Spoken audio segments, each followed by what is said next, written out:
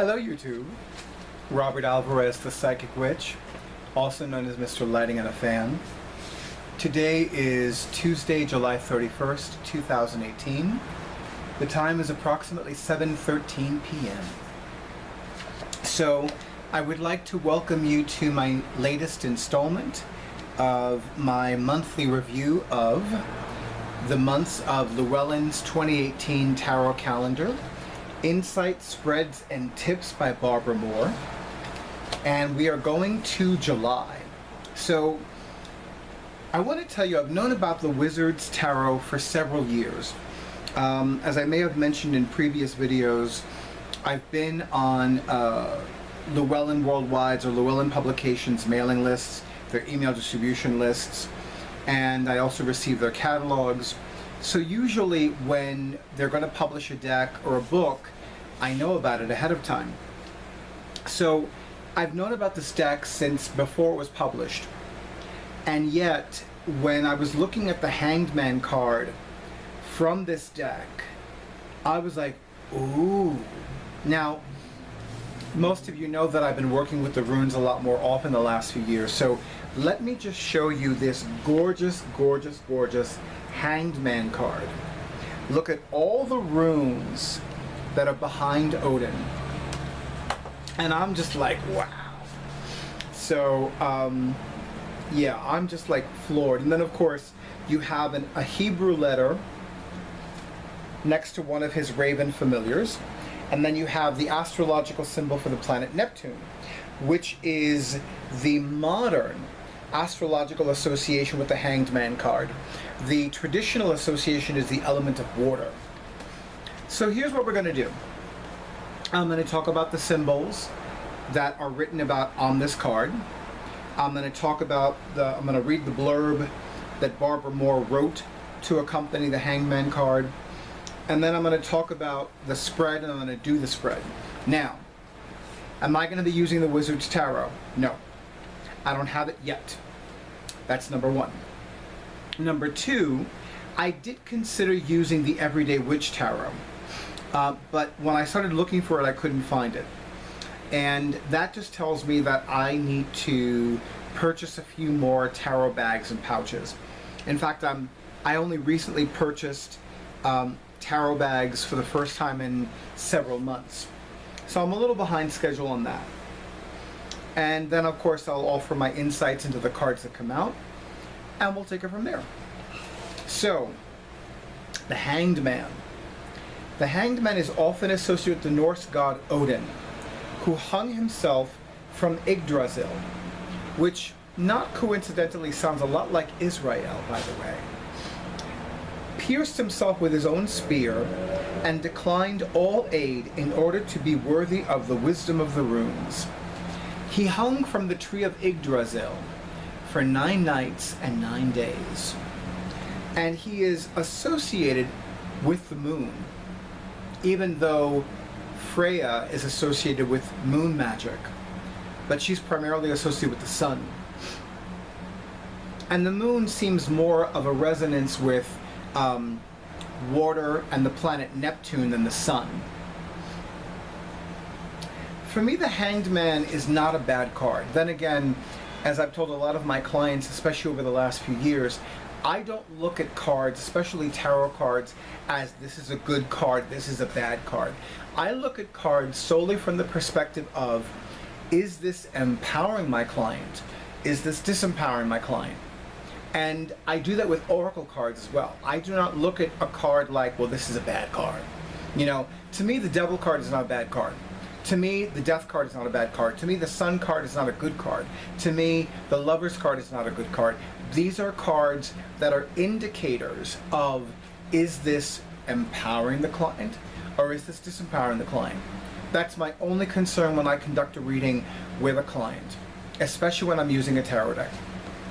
So, for me personally, when I see the Hanged Man card, I look at it as the need for surrender and release.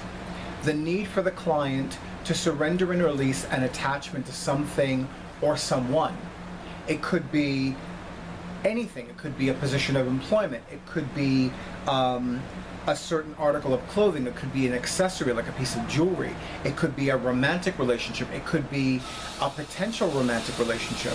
You know, sometimes we meet people and we find them immensely attractive, and it's like, oh, I would love to be with that person. That person is so sweet. That person is so talented. That person is so sexy. But sometimes it doesn't work. And it could be a lot of variables. Maybe that person doesn't find us attractive. Maybe that person is in a different place in their lives and they're not necessarily ready for a romantic relationship, or even casual sex, or even anything in between, or more or less. You know, it could be a lot of different variables. You know, and every once in a while I meet somebody and I'm like, ooh, yeah. But it's like, no, you know, because I know there's something there that's like, well, not necessarily. Like my intuition is saying, this isn't going to work for you. And there's nothing wrong with that. So let's look at it this way. What are you attached to right now? What is it, or who is it that you're attached to? And that attachment is preventing you from moving forward. Remember, in the allegory of the Fool's Journey, the hanged man hung upside down from that tree. Now, in most tarot decks, you see a man literally hanging from a branch of a tree by one ankle. But if you look at the hangman's face, hangman is calm, serene, at peace. That would not be me.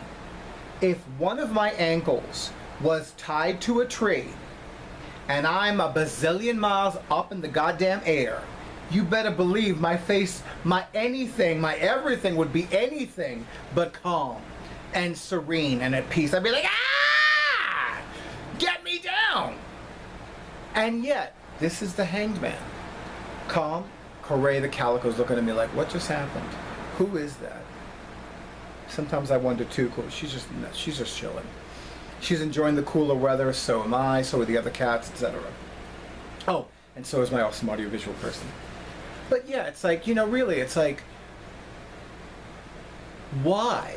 Think about that for a moment. Why would somebody hanging from one ankle from a tree at least 5 miles up, no, let's be more realistic, at least 50 feet up from the ground, be calm and serene and at peace? When we remain attached to specific outcomes, to specific situations, to specific people, we can't move forward. We cannot experience any degree of movement or transformation. I don't think it's a coincidence that the Hanged Man is traditionally Trump 12, and the card after Trump 12 is Trump 13, the infamous death card, the one that freaks out everybody, even people that are seasoned with the tarot. It's like, oh my god, it's like, it's the death card. It's not going to mean that you're going to die, because if you're going to die, I'm not going to know about it, because I don't want to know about it. I don't want to know about anybody's physical death in the tarot. I've told my psychic guides this on numerous occasions.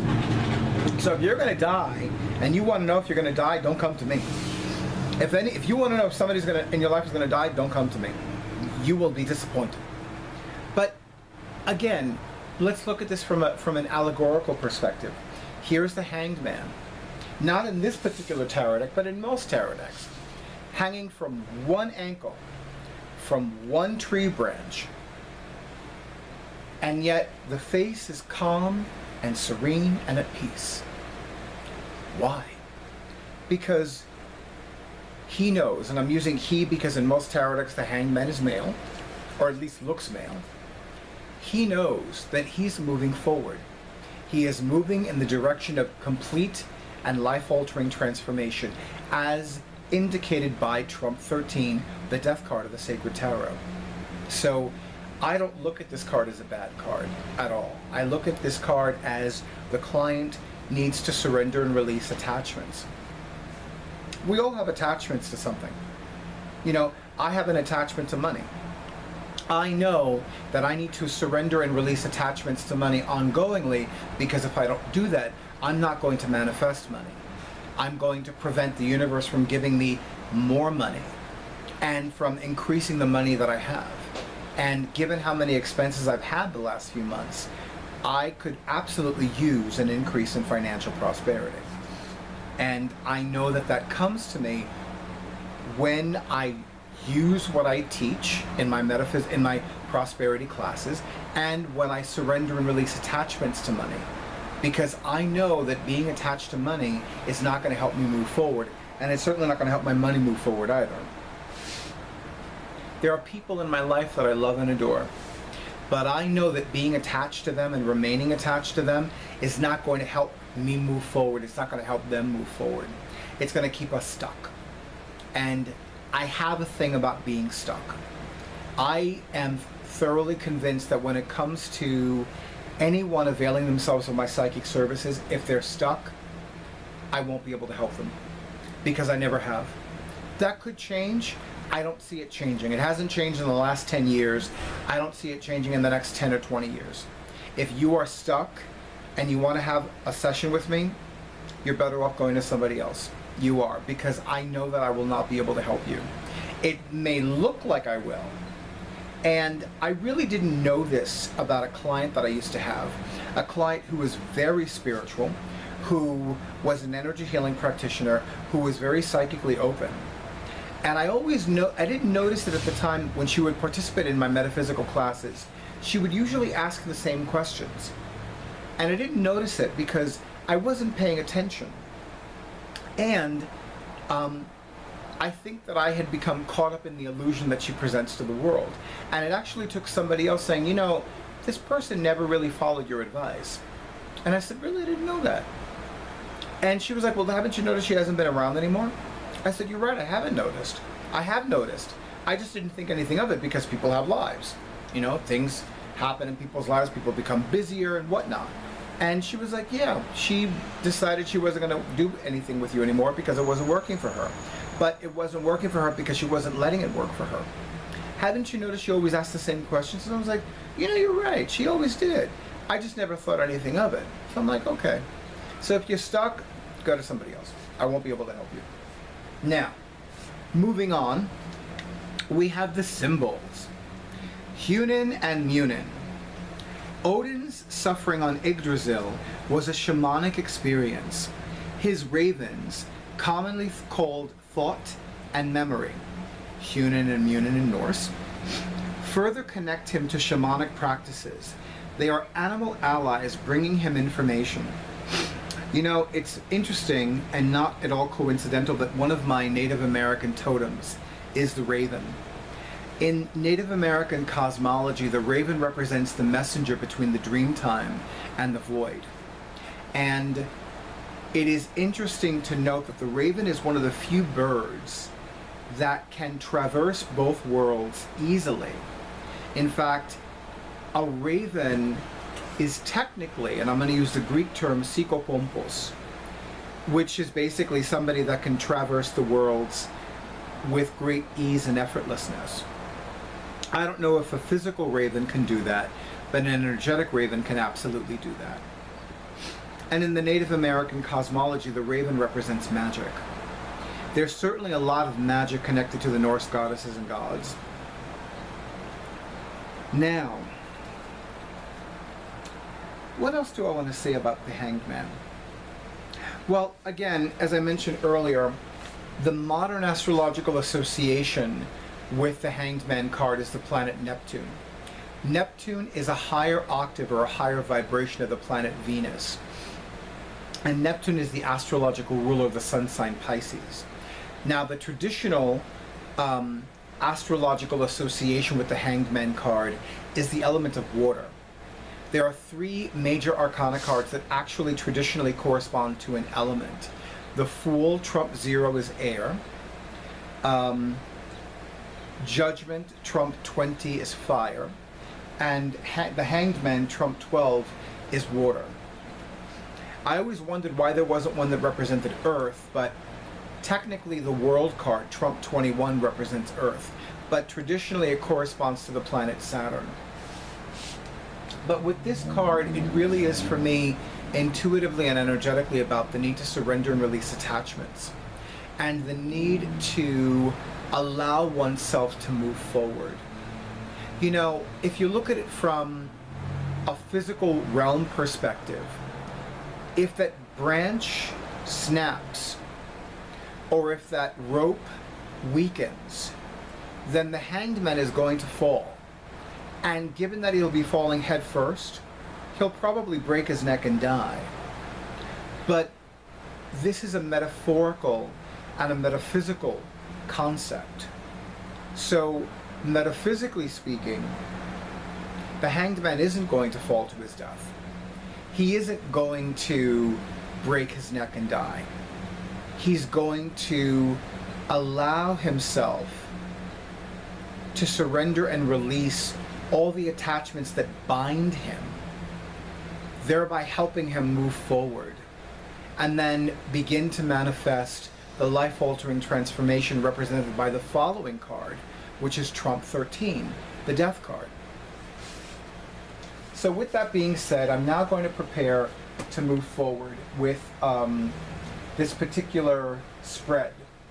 And I'm going to read the spread to you. Let me just make sure I have my deck with me. And I will tell you which deck I'm going to use in a moment. So, Traitor, Hero, or Martyr. Older tarot decks depict the Hanged Man as a traitor, or even a Judas character complete with bags of silver. In modern decks, we usually see a character similar to Odin, who sacrifices safety and comfort for wisdom or spiritual enlightenment. Another aspect we don't see often is that of Martyr, someone who sacrifices their life or freedom for a cause. These are not very different really. Even the traitor sacrificed something, in parentheses his honor, for something else, in parentheses money. Whether you spin it positively or negatively, this card speaks to sacrificing something of value for something you want. It's a 4-card spread. I'm going to actually read this part now, and then I'm going to read it after I cast the cards. Sometimes we think we want something but aren't sure if the price is worth it. This spread helps you see what you actually want. In parentheses, maybe it isn't what you think. Then you can identify what you have to offer in exchange for it. In parentheses, you might have a resource you didn't realize. Finally, seeing what you really get and the end result can help you decide if the exchange is worth it. So this is a 4-card spread. So the first card represents what you want. The second card represents what you got. The third card represents what you get. And the fourth card, the end result. Now, when I cast these cards, I'm going to ground and center myself for a moment. Then I'm going to say a prayer out loud. Then I'm going to shuffle the deck. Then I'm going to cut the deck into 3 piles. The tarot deck that I'm using, I will show you now, is the Cosmic Tarot by Norbert Loesch. Not to be confused with the Cosmic Tribe Tarot, which was illustrated by the Stevie Postman. This is one of my personal favorite High Priestess cards in any tarot deck. I love, love, love the imagery of this deck. And it's funny because, you know, I'm not very well versed in old movies. Although Michelle of Swan of Dreamers is.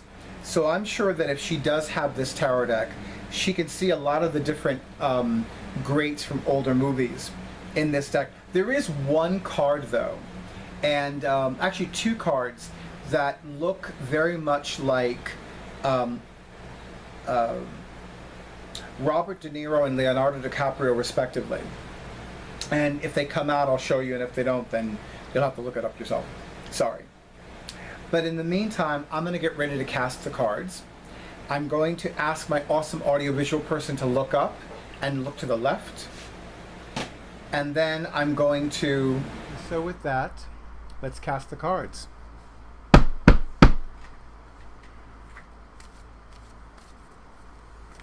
So what I'm going to do is shuffle the deck. As I'm shuffling the deck, I'm going to ground and center my energies. And I call upon the goddesses, ascended masters, and angels. I specifically call upon Isis Fortuna, goddess of the sacred tarot. I ask that you be with me as I cast these cards. Illuminate my life, and if this reading, although it be for me, can give clarity and illumination to at least one other person who watches this video, may that individual or may those individuals receive clarity and illumination as well. And here we have the reading before the reading, where the card flew out. And it is one of the cards that I mentioned. I'll be right there, YouTube. Okay. And it is the King of Pentacles, which, as you can see, depicts somebody that looks very much like Robert De Niro. So, King of Pentacles. So, this is what I call the reading before the reading. So, this card is representing me, if I was choosing a significator. So, the universe, via the sacred tarot, is reminding me, like, okay, what are you going to ask about? What are you going to focus on? So, let me take a moment. Traitor, hero, or martyr? Okay. You know what? I'm going to actually go with the theme of deep and powerful healing. That's a very popular... That's actually the constant that I've noticed this year with 2018. So during the latter half of 2018, let us continue on this path of deep and powerful healing. I'm going to shuffle the deck a few more times. Then I'm going to cut the cards.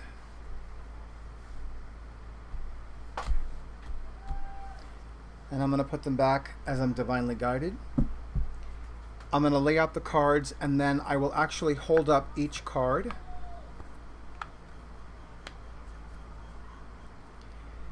I'm going to actually do something a little bit different with this reading than I normally do, but I'll do that at the end. Okay, so the first card represents what I want. Ooh. What do I want besides world domination? Ha ha ha! Princess of Swords, more commonly known as the Page of Swords. So what do I want?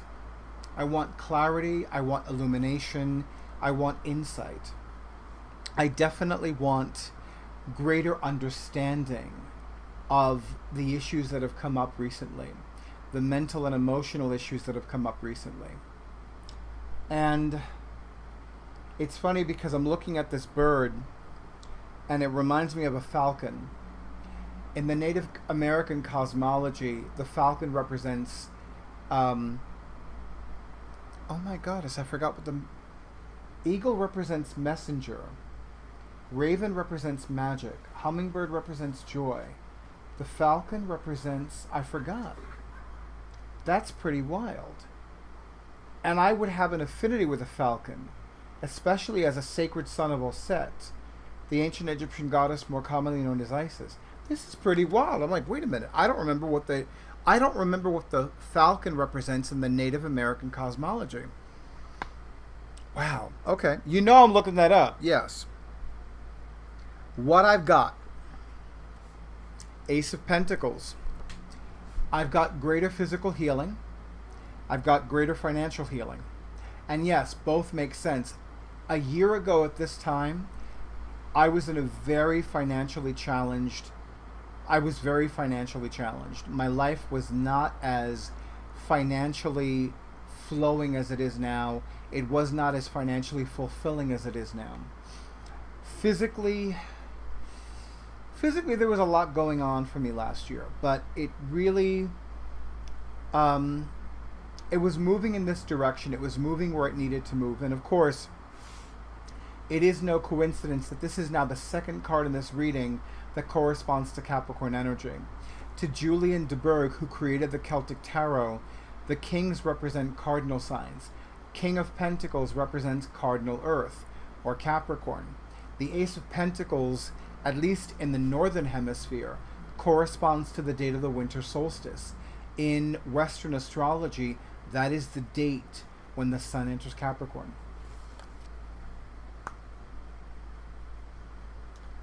So, third card, what I get. I can't make this up. I absolutely cannot make this stuff up.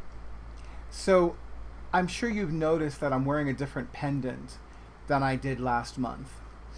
And because I'm a typical rising sign Leo, I always wear this pendant when the sun is in Leo, which depicts Sekhmet. Sekhmet is the ancient Egyptian goddess of carnal lust, of healing, of magic and prophecy, and of the scorching heat of the sun. She is the divine daughter of Ra, who is the sun god, and she is the divine consort of Ta, who is the ancient Egyptian god of creative expression. In fact, the most commonly depicted image of Ta is the image that was used to create that award that is more commonly known as the Oscar, the Academy Award to be precise. And and of course the sun is in Leo right now, so what I've got and what I'm going to get is strength. You just can't make this stuff up. You really cannot make this stuff up. And then the end result. Wow. This was unexpected. This is very unexpected. So the end result is the Emperor. And the Emperor is representing a lot of things right now, because I know that where I'm going to in exactly 2 weeks, I'm going to be in the presence of men, specifically bears at Bear Your Soul Summer Camp. The Emperor card is definitely a major arcana card that represents masculine energy. It is astrologically aligned with the sun sign Aries, which rules the head. And the Emperor card is also about going deep within. Well, at least intuitively for me, the Emperor card is about going deep within and looking to see where one is spiritually bankrupt. And I've been going deep within to see what is lacking within me, or what areas of my life are lacking, and bring more abundance and more joy and more fulfillment to those areas, especially in the realms of mental, emotional, and psychological healing. And I'm going to also add spiritual and mystical healing as well. Now, since we talked about runes and Odin, I'm going to actually pull a rune as the final message. Normally, and those of you that have had readings with me, you know this. Normally, I flip the deck over to see the bottommost card, and I might still do that. But I'm going to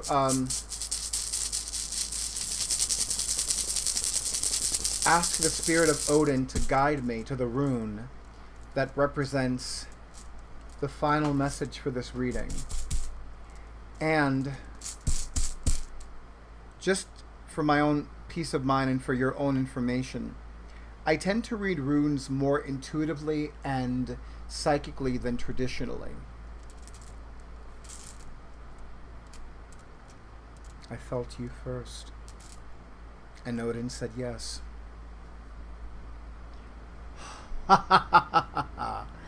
So, yeah, I can't make this stuff up. So this is the rune called Isa, and it translates as stand still. And it's funny because solstice means sun standing still. But here's what's interesting about this rune. This rune is reminding me that any journey, especially a journey to healing, a journey to prosperity consciousness, a journey to loving oneself more, is a journey that must be undertaken with a great deal of patience and perseverance, because we cannot rush any journey. It doesn't matter whether we want to be at the destination overnight or not. The journey cannot be rushed. We may want it to happen overnight, we may want it to happen in an hour, but the journey is going to take as long as it takes. And we also need to know and need to accept that stuff is going to come up.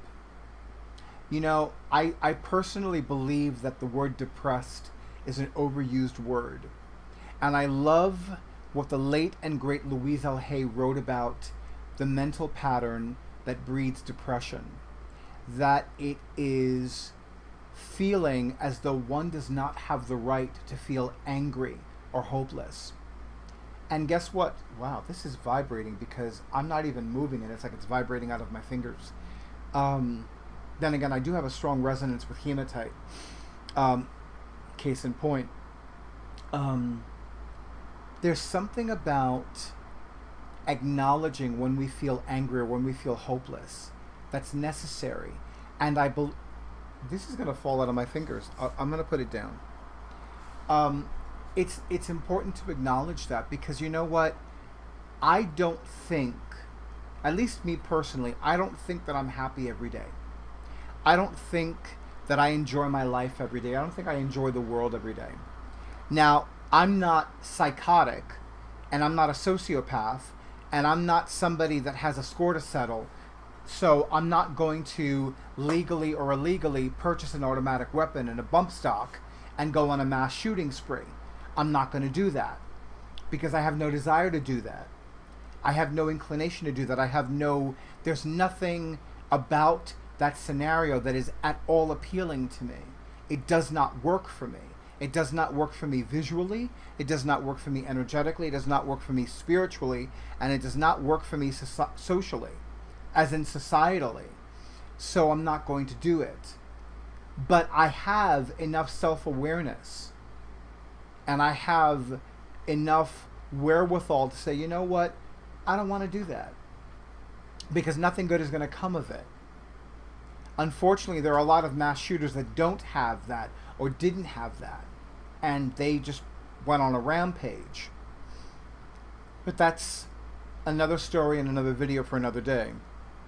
And I'm very passionate about that topic, so I really don't want to go down that path. I want this video to really be focusing on the metaphysical, the magical, the mystical, the psychic, and the spiritual.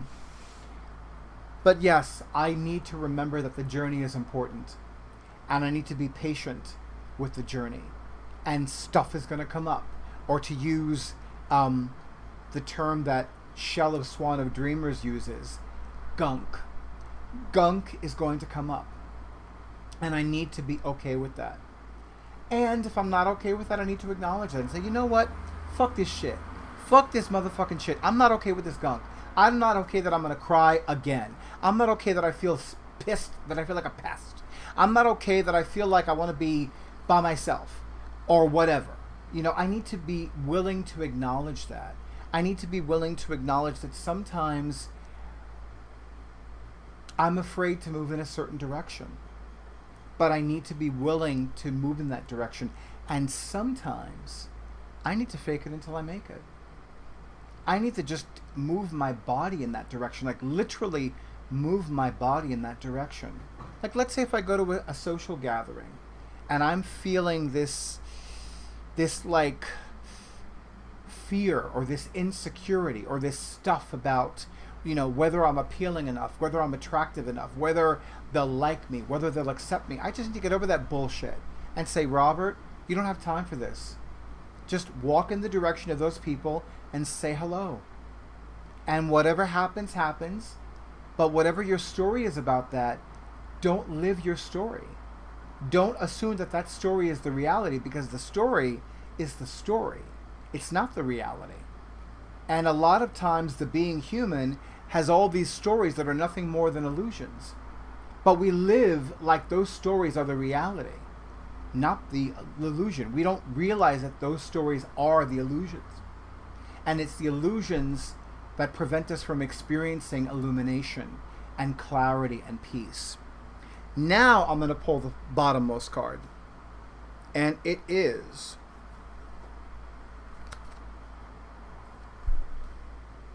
Judgment, which traditionally corresponds to the element of fire, as in Leo is a fire sign, Aries is a fire sign, Sagittarius is a fire sign, and of course the next new moon is also a solar eclipse in Leo. A solar eclipse, you know, a solar eclipse always takes place during a new moon. So both the sun and the moon are going to be in the same sign on the same date. And then, of course, the modern astrological alignment, or the modern astrological association, is the planet Pluto, the planet of transformation. And, of course, Pluto is a higher vibrational octave of the planet Mars, the planet that represents what motivates us to get out of bed. So yeah, you know, I'm not surprised. So this is the standstill that precedes the purifying fire. This is pausing on the journey before moving forward full speed. Wow, this was some reading. This was really some reading. I'm very impressed with this. Okay, so thank you again, Barbara Moore, for all of these insights and spreads and tips. And thank you, Llewellyn, for bringing back a tarot-themed annual. And I'm long overdue to do a video where I show you the last time that Llewellyn had a tarot annual. And I want to do that soon. But anyway, so in the meantime, if this reading resonated with you, if it gave you insights, I would love to hear about it in the comments. And as always, thank you for honoring who I am and what I do. If you have not already subscribed to my YouTube channel, please make sure you do so. Click or tap the bell icon. Make sure that you check periodically to make sure that you are receiving notifications. And I will be uploading a lot more videos over the next few days and weeks. And if you have not already scheduled your sacred session with me, whether it's a reading, a private metaphysical class, or an energy healing treatment, please do so as soon as possible. Please remember that I will be unavailable for readings or any sessions from Tuesday, August 14th through Monday, August 20th, 2018. And people are already scheduling appointments with me in September. So the time is nigh. I wish all of you many blessings of deep and powerful and profound healing, of poignant and profound peace, and of ever-increasing financial supply. Thank you, YouTube, and good night.